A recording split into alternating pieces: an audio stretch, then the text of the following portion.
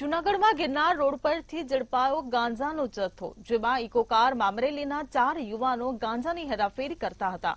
જૂનાગઢ એ division પોલીસે 10 kilo ગાંજાના જથ્થા સાથે 4 આરોપીઓની ધરપકડ કરી હતી। આરોપીઓ પાસેથી 2,22,000થી વધુનો મુદ્દામાલ સાથે ફૈઝાન શેખ, ઇલિયાસ ઇલુ માંડવિયા, આદિલ પડાયા અને ઉમર કાલવાની ધરપકડ કરી હતી। પોલીસે 4 આરોપીઓની અટકાયત કરી વધુ પૂછપરછ હાથ ધરી છે।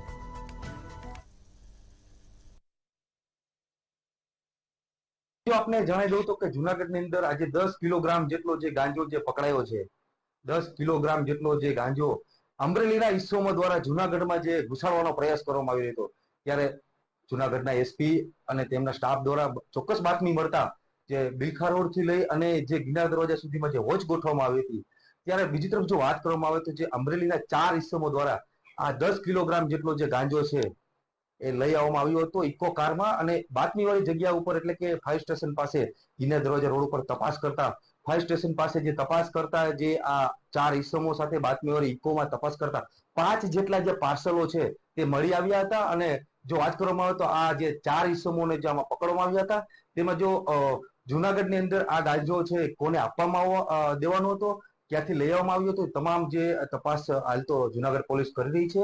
એ ડિવિઝન પોલીસ સ્ટેશનમાં હાલ તો ગુનો નોંધાયો છે।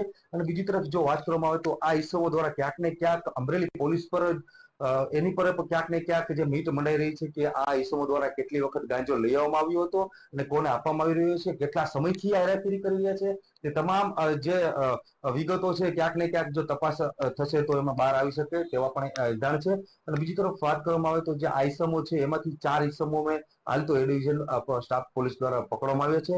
તેમાં ફૈઝાન, હારૂન શેખ સહિત ઇલિયાસ સહિત જે 4 ઈસમો છે તેને હાલ તો પકડી લેવામાં આવ્યા છે અને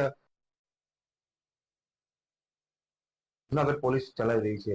અને બીજી તરફ જો વાત કરવામાં આવે તો એમાં જે મુદ્દામાલ સાથે 2,22,200 જેટલો જે મુદ્દામાલ છે એ જૂનાગઢ જે પોલીસે જે કબજો કર્યો છે અને હાલ તો ગુનો નોંધીને વધુ તપાસ હાથ ધરી છે। જી।